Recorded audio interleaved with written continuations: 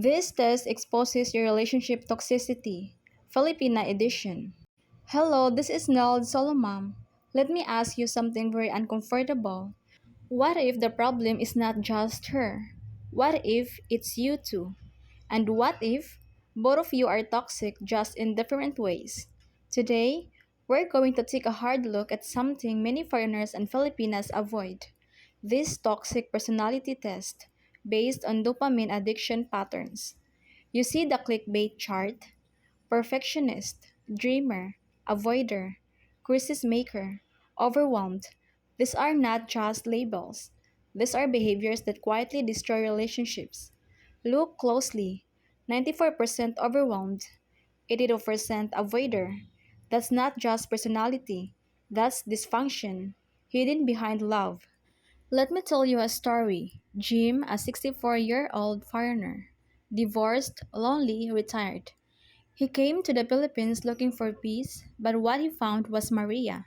Maria, 29 years old, beautiful, sweet voice, family oriented. At first, everything felt perfect. Maria made Jim feel young again. She cooked for him, laughed at his jokes, held his arm in public. Jim thought this is real love. But what Jim didn't realize, he was already feeding his dopamine addiction. Let's pause. Look at the chart again. Jim, he was a dreamer, 53 years old, always imagining the perfect future, but also a crisis maker. 68% he created emotional highs and lows to feel alive. Maria, she was an avoider, 82%, avoiding real conversations, avoiding accountability. Money started flowing. Bills, family needs, emergencies, always something. Jim started feeling, why does it never stop? But instead of confronting, he avoided it too.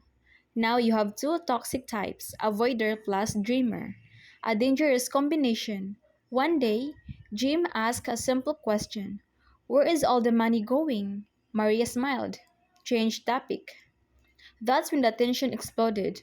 Arguments, silence, distance. Jim became overwhelmed, 94%. Maria became even more avoidant. Listen carefully. Toxicity is not about being a bad person, it's about patterns. You chase dopamine through attention, money, drama, control. And when two people with unheld patterns meet, they don't build love, they build dependency. Now ask yourself, when things go wrong, do you avoid, blame, overreact, control? Or maybe you're the nice guy but secretly expecting something in return? The truth is hard. Some Filipinos are toxic, some foreigners are toxic, but the real danger, when you both are. Is your relationship real love or just dopamine addiction? This viral toxic personality test might expose you, or her, or both. Watch before it's too late. Because the most dangerous toxic person is the one who doesn't know they are one. This is Nell Solomon.